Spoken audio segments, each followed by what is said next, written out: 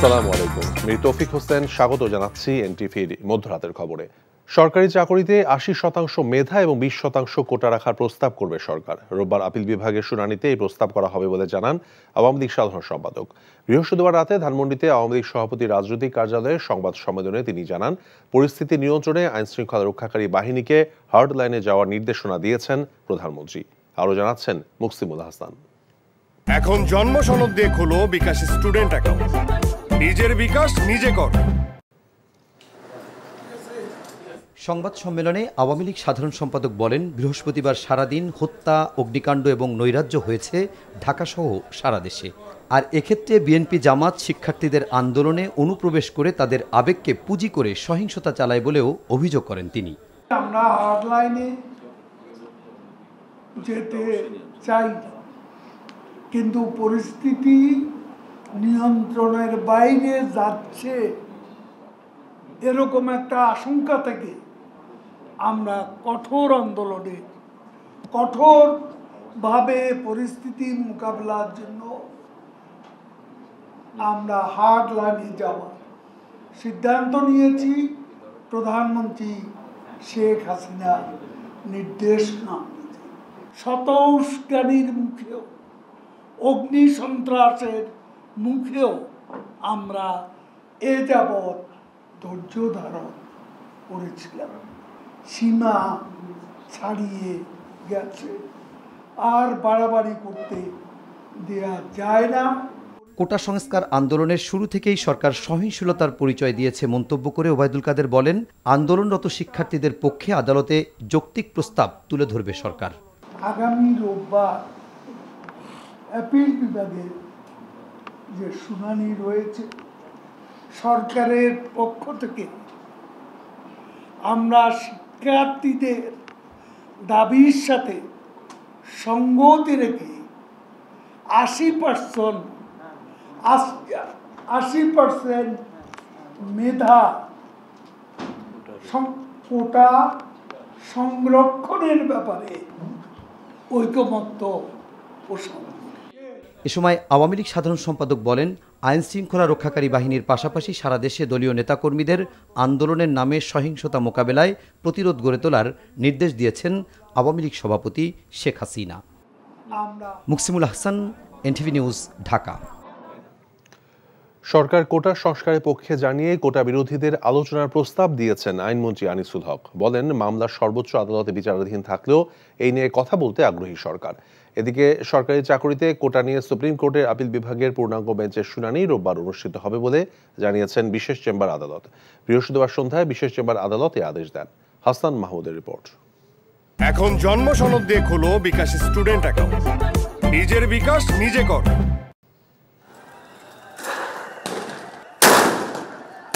কোটা সংস্কারের দাবিতে রক্তক্ষয়ী আন্দোলনে উত্তাল পুরো দেশ। শিক্ষার্থীদের চলমান আন্দোলনের মধ্যেই বৃহস্পতিবার জাতীয় সংসদের প্যানেলে প্রধানমন্ত্রী শেখ হাসিনার নির্দেশে জরুরি প্রেস ব্রিফিং ডাকেন আইনমন্ত্রী আনিসুল হক। তিনি বলেন, আন্দোলনকারীদের সঙ্গে আলোচনা করার জন্য তাকে এবং শিক্ষামন্ত্রী মহিবুল হাসান চৌধুরীকে দায়িত্ব দিয়েছেন প্রধানমন্ত্রী। জানান, কোটা সংস্কারের দাবির সঙ্গে সরকার নীতিগতভাবে একমত।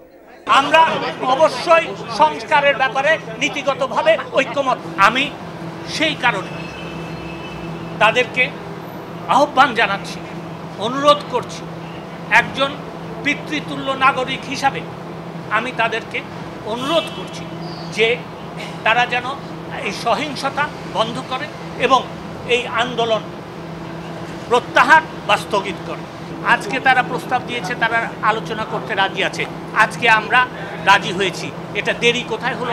আইনমন্ত্রী জানান, প্রধানমন্ত্রী তাকে ঘোষণা দিতে বলেছেন যে আগামী 7ই আগস্ট এ সংক্রান্ত মামলার যে শুনানি হওয়ার কথা ছিল তা যেন এগিয়ে আনার ব্যবস্থা নেওয়া হয়। মাননীয় প্রধানমন্ত্রী আমাকে ঘোষণা দিতে বলেছেন মামলাটা, শুনানিটা এগিয়ে আনার জন্য ব্যবস্থা নিতে।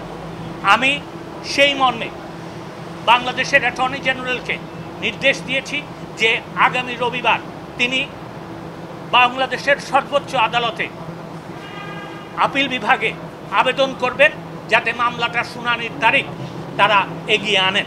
যখন এই আদালতে আপনার মামলার শুনানি শুরু হবে এই প্রস্তাব দিব কোটা সংস্কার করার জন্য, সেই জন্য আপনারা বলতে পারেন যে আমরা কোটা সংস্কারের পক্ষে। এদিকে কোটা সংস্কার নিয়ে আন্দোলনকারী শিক্ষার্থীদের সাথে সরকার শান্তিপূর্ণ সমাধানের দিকে এগিয়ে যেতে চায় বলে জানিয়েছেন তথ্য ও সম্প্রচার প্রতিমন্ত্রী মোহাম্মদ আলী আরাফাত। এক সংবাদ বিজ্ঞপ্তিতে তিনি একথা জানান। Hasan Mahmud, NTV news, Dhaka. বৈষম্য বিরোধী ছাত্র আন্দোলনের অন্যতম সমন্বয়ক হাসনাত আবদুল্লাহ বলেছেন, রক্ত মারিয়ে কোনো ধরনের সংলাপ নয়। বৃহস্পতিবার সামাজিক যোগাযোগ মাধ্যমে পোস্ট দিয়ে তিনি এমনটি জানিয়েছেন। এছাড়া ফেসবুক পোস্টে আরেক সমন্বয়ক সার্জিস আলম বলেছেন, একদিকে গুলি আর লাশ, অন্যদিকে সংলাপের আহ্বান করা হচ্ছে। এছাড়া কমপ্লিট শাটডাউন চালিয়ে যাওয়ার ঘোষণা দেওয়া হয়েছে আন্দোলনকারীদের পক্ষ থেকে।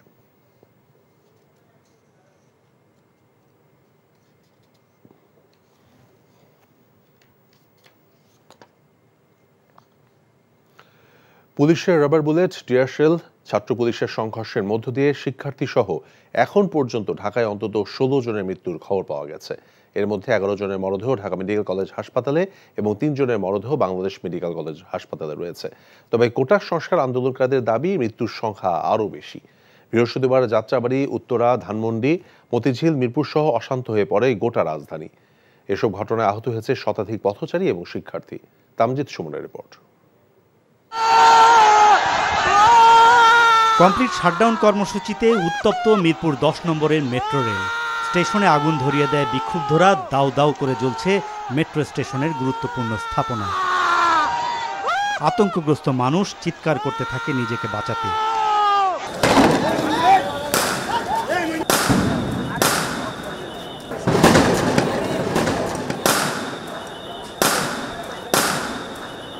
এদিকে যাত্রাবাড়ি এলাকায় দিনব্যাপী সংঘর্ষ রাতেও চলমান রয়েছে। দফায় দফায় ধাওয়া, পাল্টা ধাওয়া আর পুলিশের রাবার বুলেট, টিয়ার সেল অব্যাহত রয়েছে রাতেও। রাতের আধারে দমেনি শিক্ষার্থীদের আন্দোলন।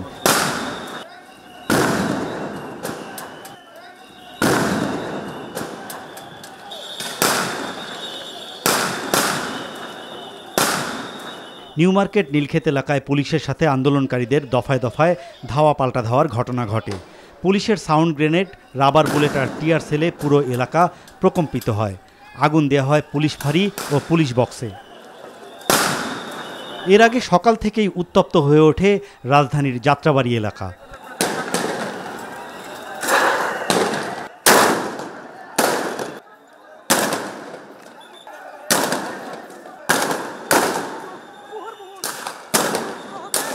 শিক্ষার্থীদের কমপ্লিট শাটডাউন কর্মসূচিতে সকাল থেকেই উত্তপ্ত হয়ে ওঠে রাজধানীর যাত্রাবাড়ি এলাকা।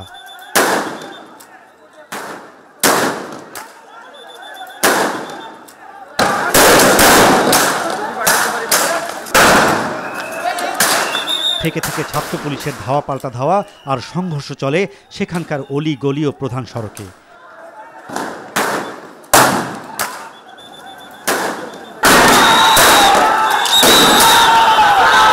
পুলিশ, ছাত্রলীগ ও সাধারণ শিক্ষার্থীদের ত্রিমুখী সংঘর্ষে রণক্ষেত্রে পরিণত হয় পুরো যাত্রাবাড়ি এলাকা।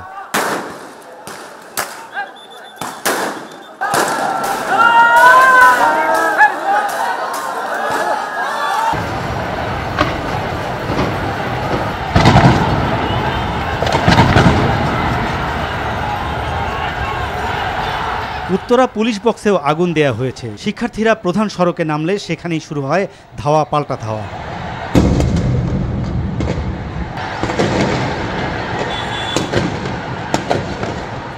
শিক্ষার্থীরা পুলিশের সাথে সংঘর্ষে জড়িয়ে পড়ে। মুহুর্মুহু টিয়ার সেল আর ইট পাটকেলে রণক্ষেত্রে পরিণত হয় উত্তরা এলাকা।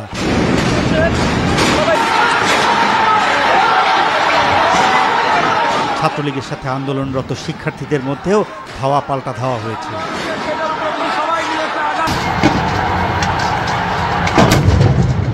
শিক্ষার্থীদের বিক্ষোভে পিছিয়ে যায় পুলিশের সাজোয়া যান। এখানে গুরুতর আহত হয়েছেন অনেক শিক্ষার্থী। অন্তত 4 জন মারা গেছেন এমন খবর পাওয়া গেছে।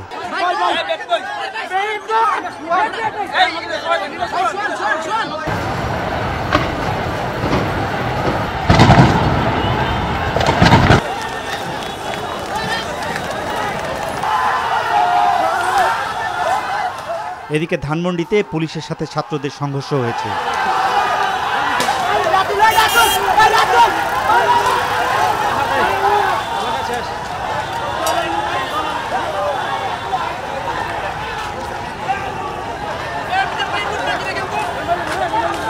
ধাওয়া পাল্টা ধাওয়া হয়েছে নিউ মার্কেট এলাকা আর মিরপুরে দুপক্ষের সংঘর্ষে আহত হয়েছেন বেশ কয়েকজন।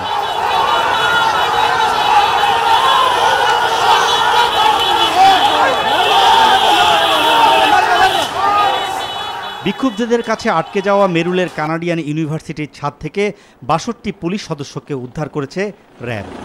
Tamjid Suman, NTV news, Dhaka. রাজধানীর রামপুরা এলাকায় বৃহস্পতিবার রাতেও কোটা আন্দোলনকারীদের ছত্রভঙ্গ করার চেষ্টা করেছে বিজিবি সদস্যরা। রাত ৯টার পর রামপুরা টেলিভিশন ভবনের সামনের সড়কে অ্যাকশনে যায় বিজিবি, তবে আশেপাশের সড়কগুলোতে অবস্থান নিয়ে বিক্ষোভ চালিয়ে যায় আন্দোলনকারীরা।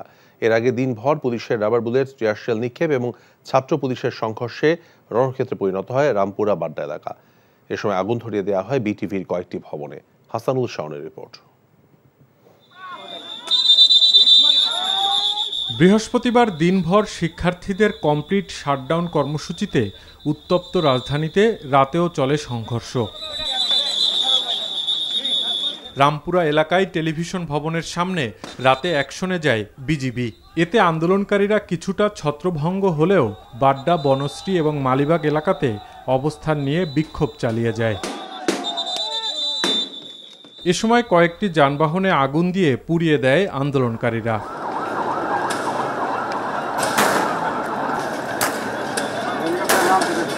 এর আগে বিক্ষোভকারীরা রামপুরা টেলিভিশন ভবনের গেট ভেঙে ভেতরে প্রবেশ করে। এ সময় তারা বেশ কয়েকটি স্থাপনায় আগুন ধরিয়ে দেয়।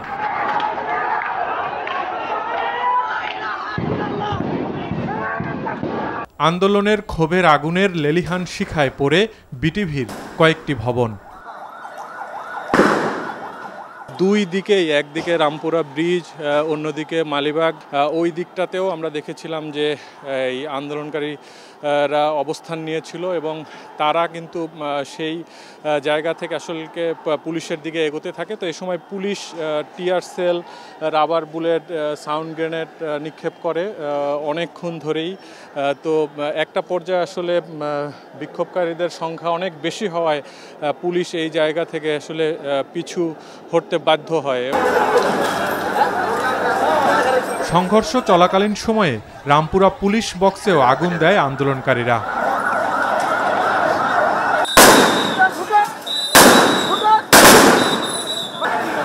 রামপুরা বাড্ডা এলাকায় দিনভর রাস্তায় রাস্তায় আগুন জ্বালিয়ে বিক্ষোভ করে শিক্ষার্থীরা। অনেক সময়ই তোপের মুখে পিছু হটতে বাধ্য হয় আইনশৃঙ্খলা রক্ষাকারী বাহিনীর সদস্যরা।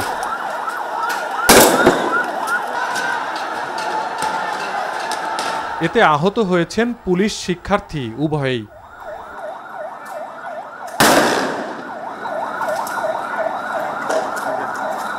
Hasanul Shaon, NTV news, Dhaka. এদিকে নরসিংদী, সাভার, চট্টগ্রামে পুলিশের গুলিতে ৫ জন নিহত হয়েছে। আর সিলেটে এবং মাদারীপুরে পুলিশের ধাওয়া খেয়ে পানিতে ডুবে 2 জনের মৃত্যুর অভিযোগ পাওয়া গেছে। এছাড়া দেশের বিভিন্ন স্থানে পুলিশ শিক্ষার্থীদের সংঘর্ষে বৃহস্পতিবার পুলিশ সহ 3 শতাধিক শিক্ষার্থী আহত হয়েছেন। বিস্তারিত জীবন আহমেদের ডেস্ক রিপোর্টে।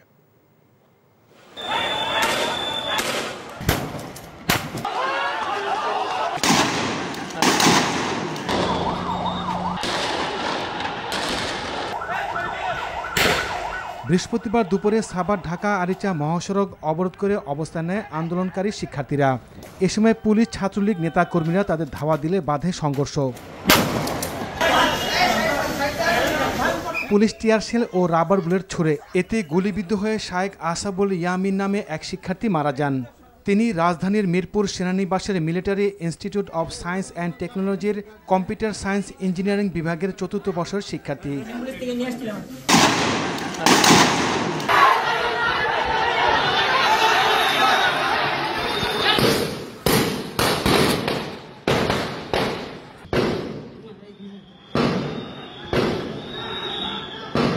নরসিংদী ঢাকা সিলেট মহাসড়কের ভোলানগরে জড়ো হয় শিক্ষার্থীরা।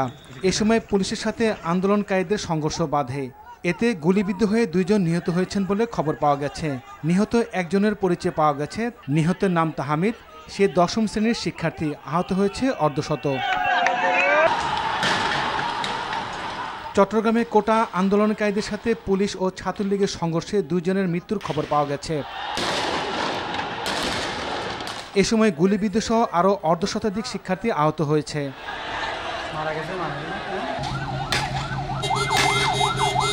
রংপুর মেট্রোপলিটন পুলিশের তাজহাট থানা ঘেরা করতে গেলে শিক্ষার্থীদের সাথে পুলিশের সংঘর্ষ বাধে। শিক্ষার্থীরা থানার সামনে 4টি পিকআপ ভাঙচুর করে। এতে পুলিশ শিক্ষার্থী সহ 50 জন আহত হন। মাদারীপুরে কোটা আন্দোলনকারী পুলিশ ও ছাত্রলীগের ত্রিমুখী সংঘর্ষ বাধে।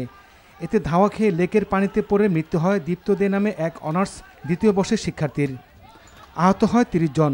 সংঘর্ষ চলাকালে সদর 1 নম্বর পুলিশ ফাঁড়ি, জেলা প্রশাসকের কার্যালয়, পুলিশ সুপারের কার্যালয়, জেলা আওয়ামী লীগের কার্যালয় ভাঙচুর করে শিক্ষার্থীরা। নারায়ণগঞ্জের চাষারায় পুলিশের সাথে কোটা আন্দোলনকারী শিক্ষার্থীদের ধাওয়া পাল্টা দেওয়া হয়। ঘণ্টাব্যাপী সংঘর্ষে পুরো এলাকা রণক্ষেত্রে পরিণত হয়। ক্ষুব্ধ শিক্ষার্থীরা পুলিশের একটি গাড়ি ভাঙচুর করে।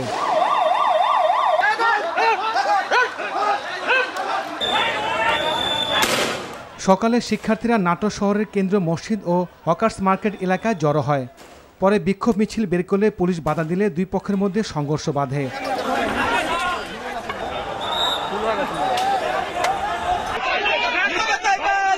বরিশাল বিশ্ববিদ্যালয়ের শিক্ষার্থীদের সাথে বিজিবির ধাওয়া পাল্টা ধাওয়া হয়।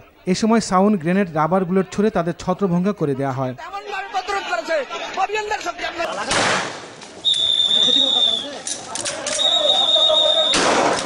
দিনাজপুরে কোটা আন্দোলনকারীদের সাথে ছাত্রলীগ যুবলীগের সংঘর্ষে 10 জন আহত হয়েছে। এ সময় জেলা আওয়ামী লীগের কার্যালয়ে ভাঙচুর ও আগুন দেওয়া হয়। মানিকগঞ্জে কোটা আন্দোলনকারী শিক্ষার্থী আওয়ামী লীগ নেতাকর্মীদের মধ্যে ধাওয়া পাল্টা ধাওয়া ও সংঘর্ষ হয়েছে। এ ঘটনায় অন্তত 10 জন আহত হয়েছেন। ভাঙচুর করা হয় বেশ কয়েকটি দোকানপাট। টাঙ্গাইলে ঢাকা-টাঙ্গাইল বঙ্গবন্ধু মহাসড়কে শিক্ষার্থীরা যেতে চাইলে পুলিশ বাধা দেয়। এ সময় 2 পক্ষের মধ্যে সংঘর্ষে 20 শিক্ষার্থী আহত হন। বগুড়া আন্দোলনরত শিক্ষার্থীদের সাথে পুলিশের ব্যাপক সংঘর্ষ হয়েছে। এতে পুলিশসহ অর্ধশত আহত হয়। সকালে সরকারি আজিজুল হক কলেজের কামারগাড়ি মোড়ে শিক্ষার্থীরা সমবেত হলে তাদের ছত্রভঙ্গ করতে পুলিশ টিয়ারশেল ছুড়লে শুরু হয় সংঘর্ষ। সিলেট শাহজালাল বিজ্ঞান ও প্রযুক্তি বিশ্ববিদ্যালয়ের ফটক ও সিলেট সুনামগঞ্জ সড়কে পুলিশ এবং আন্দোলনরত শিক্ষার্থীদের মাঝে ব্যাপক সংঘর্ষ হয়েছে। হবিগঞ্জে পুলিশের সাথে আন্দোলনকারীদের সংঘর্ষে শতাধিক শিক্ষার্থী আহত হয়েছে। এছাড়া কুষ্টিয়া, মুন্সিগঞ্জ, ভোলা, নওগাঁ, নেত্রকোনা, লক্ষ্মীপুর, খাগড়াছড়ি, লালমনিরহাট, নোয়াখালী, ঝালকাঠিতে আন্দোলনরত শিক্ষার্থীর সাথে পুলিশের ধাওয়া পাল্টা ধাওয়া ও সংঘর্ষ হয়েছে। জীবন আহমেদ, এনটিভি নিউজ ডেস্ক। চলমান কোটা সংস্কার আন্দোলনের দাবি আদায়ে ঘোষিত কমপ্লিট শাটডাউন কর্মসূচির খবর সংগ্রহ করার সময় এনটিভির staff correspondent Nazibur Rahman, Mezba Hasan, cameraman Helal Sajib এবং সাব্বির হোসেন মার্শাল সহ বিভিন্ন গণমাধ্যমের বেশ কিছু সাংবাদিক, ফটো সাংবাদিক আহত হয়েছেন। বৃহস্পতিবার বাড্ডায় বেসরকারি ইস্ট-ওয়েস্ট এবং ব্র্যাক বিশ্ববিদ্যালয়ের অবরোধ কর্মসূচির খবর সংগ্রহ করতে গিয়ে আন্দোলনকারীদের হামলার শিকার হন নাজিব এবং সজীব। এদিকে উত্তরায় সংবাদ সংগ্রহ করতে গিয়ে আহত হয়েছেন এনটিভির স্টাফ করেসপন্ডেন্ট মেজবা হাসান এবং ক্যামেরাম্যান সাব্বির হোসেন মার্শাল। দায়িত্ব পালনকালে পুলিশের রাবার বুলেট এবং কাঁদুনের গ্যাসে আহত হন ৭১ টিভি রিপোর্টার নাদিয়া শারমিন। আহত হয়েছেন সাংবাদিক মুক্তাদি রশিদ, রোমিও, গ্রিন টিভির প্রধান প্রতিবেদক এম সেকান্দার, বিশেষ প্রতিনিধি সাইফুদ রুদ্র, জ্যেষ্ঠ প্রতিবেদক মিজানুর রহমান সহ আরও অনেকে।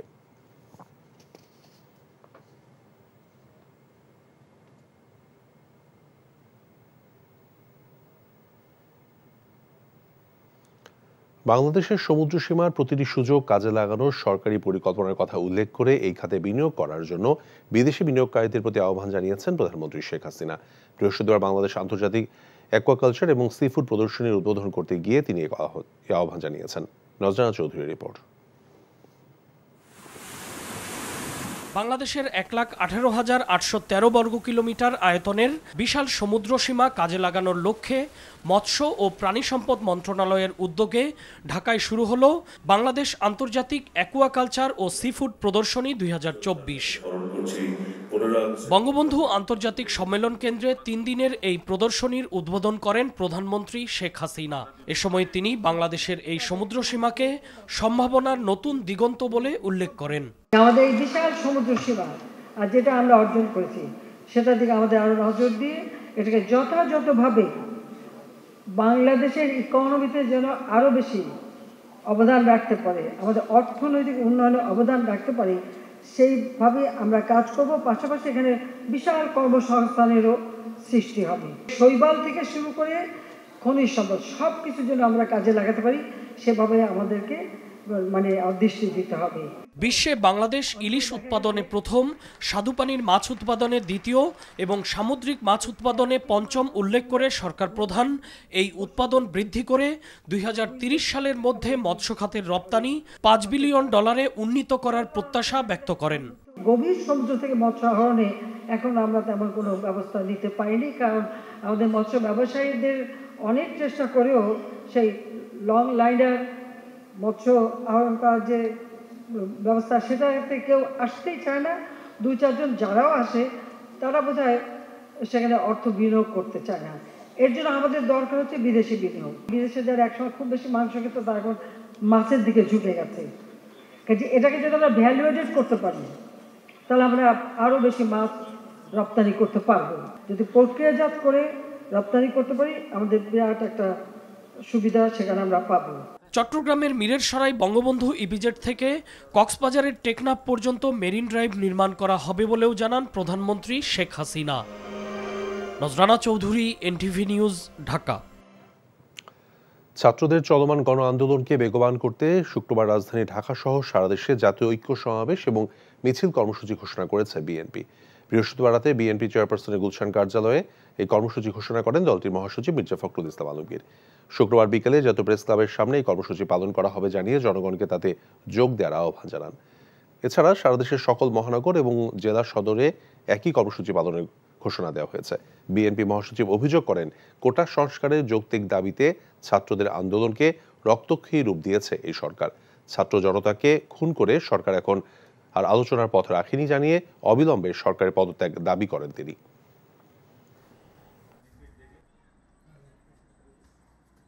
আমরা ছাত্রছাত্রীদের ন্যায্য দাবির প্রতি সমর্থন জানিয়ে আলোচনার মাধ্যমে সমস্যার সমাধান দাবি করেছিলাম, কিন্তু অসংখ্য শহীদের রক্তে সেই সমঝোতার পথ সরকার নিজেই রুদ্ধ করে দিয়েছে।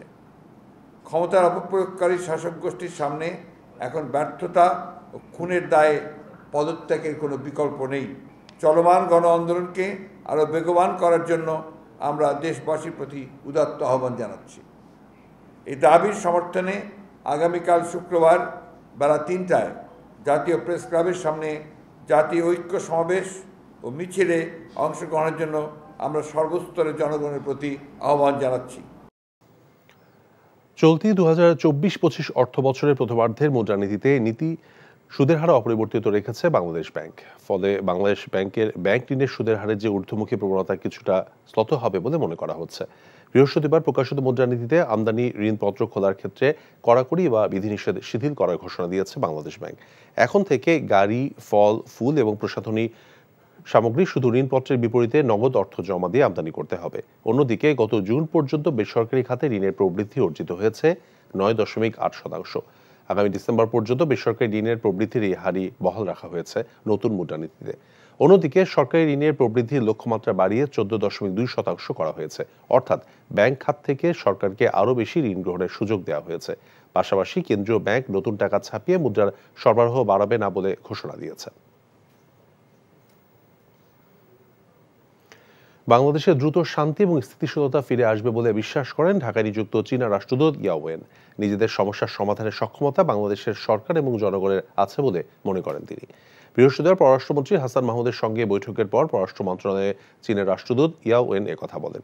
একই সঙ্গে চীনের কাছে চাওয়া $200 কোটি সহায়তার বিষয়ে তিনি বলেন, আমাদের অভ্যন্তরীণ সমন্বয়ের পরে চীন আর্থিক প্যাকেজ ঘোষণা করবে।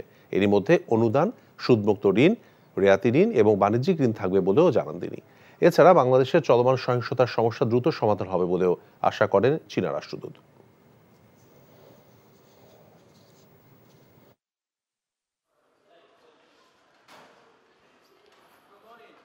Definitely it's unfortunate, the violence, even lost a lot of life. But our position is clear. We believe the government, the people of Bangladesh you have capacity, wisdom to solve your own problem. It is also important. The peace, stability is so important for China. Now is the right time for China to have more cooperation, more investment in Bangladesh. We wish to see the stability. We wish to see Bangladesh will move forward. আন্দোলনকারীরা যদি সরকারের সদিচ্ছাকে দুর্বলতা মনে করে আর আলোচনা ব্যর্থ হয় তবে কঠোর কর্মসূচি দেওয়া হবে বলে জানিয়েছেন মুক্তিযুদ্ধ বিষয়ক মন্ত্রী আখম মোজাম্মেল হক। বৃহস্পতিবার বিকেলে বাইতুল মোকাররমের দক্ষিণ গেটে মুক্তিযোদ্ধা, শ্রমিক, কর্মচারী, পেশাজীবী সমন্বয় পরিষদের প্রতিবাদ সমাবেশে তিনি আহ্বান জানান। কোটা আন্দোলনের নামে বিএনপি জামাতের ইন্ধনে দেশে হত্যা, অগ্নিসংযোগ এবং নাশকতার অভিযোগে সমাবেশ অনুষ্ঠিত হয়। পরবর্তী কর্মসূচি হিসেবে আগামী 23 জুলাই জেলায় জেলায় সমাবেশের ডাক দেওয়া হয়। এ সময় বক্তারা অভিযোগ করেন, মার্কিন যুক্তরাষ্ট্রের ইন্ধনে বিএনপি জামাত আন্দোলনকারীদের মধ্যে ঢুকে সহিংসতা চালাচ্ছে। নৈরাজ্যের বিরুদ্ধে মুক্তিযোদ্ধাদের ঐক্যবদ্ধ প্রতিরোধ গড়ে তোলার আহ্বান জানান বক্তারা।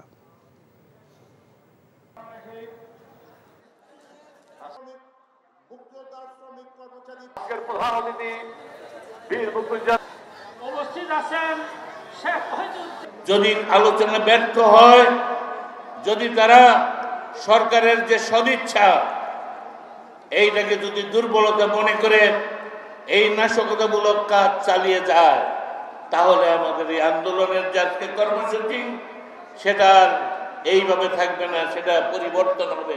আর যদি তারা রাস্তায় নামে নাশকতা করে কিভাবে মোকাবেলা করতে হয় অতীত আমরা করেছি, একইভাবে আমরা ভবিষ্যতেও তাদের মোকাবেলা করব। বাংলাদেশে অবস্থানরত ভারতীয় নাগরিকদের বাইরে বের না হতে সতর্কবার্তা দিয়েছে ভারত। এক্স বার্তায় এক বিবৃতিতে তারা এই সতর্কবার্তা দিয়েছে। এছাড়া বিবিসি বলছে, বাংলাদেশের কোটা সংস্কার আন্দোলনের খবর প্রচার বন্ধ করে দিয়েছে ভারত। ভারতের গণমাধ্যম বিশ্লেষকদের অনেকেই বলেছেন, বাংলাদেশ সরকার ভারতের বন্ধু সরকার, তাই বিদেশ নীতির পরিপন্থী কিছু প্রচার ও প্রকাশ করে না। তবে মার্কিন গণমাধ্যম ওয়াশিংটন পোস্ট বলেছে, শিক্ষার্থী বিক্ষোভে অচল হয়ে পড়েছে সারা দেশ, মৃত্যু হয়েছে আরও 10 জনের। নিউ ইয়র্ক টাইমস লিখেছে, বাংলাদেশের শিক্ষার্থীর বিক্ষোভ দমনে সীমান্তরক্ষীদের দায়িত্ব দেওয়া হয়েছে। চীনা গণমাধ্যম সিসিটিএন বলেছে, বাংলাদেশের শিক্ষার্থী বিক্ষোভে মৃত্যু বেড়ে 16 জন হয়েছে। তুর্কি গণমাধ্যম আনাদোলু বলেছে, বাংলাদেশে পুলিশের গুলিতে আজ মারা গেছে আরও 8 জন। কাতারি গণমাধ্যম আল জাজিরা লাইভ আপডেট, বাংলাদেশে মোবাইল ইন্টারনেট বন্ধ, বিক্ষোভে অচল দেশ, আরও 11 মৃত্যু। জার্মান গণমাধ্যম ডয়েচে ভেলের শীর্ষ খবরে ছিল, ঢাকা সহ সারা দেশে নিহত আরও 11 জন।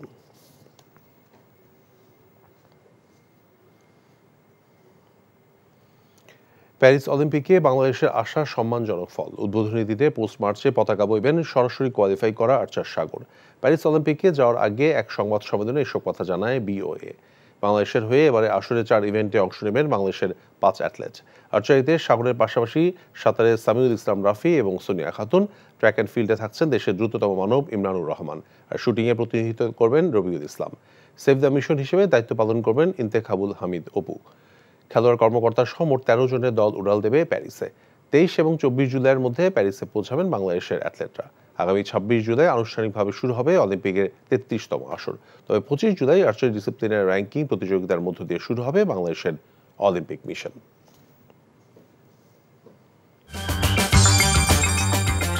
এই ছিল মধ্যরাতের খবরে। এই খবরের ভিডিও সহ আপডেট জানতে ভিজিট করুন এনটিভি অনলাইন www.ntvbd.com। এছাড়াও এনটিভির জনপ্রিয় সব অনুষ্ঠান এবং খবরের আপডেট জানতে ভিজিট করুন আমাদের ইউটিউব এবং ভেরিফাইড ফেসবুক পেজ।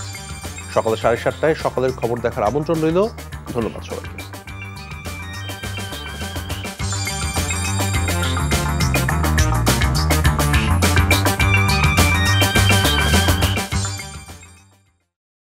এখন জন্ম সনদ দিয়ে খোলো বিকাশ স্টুডেন্ট অ্যাকাউন্ট। নিজের বিকাশ নিজে কর।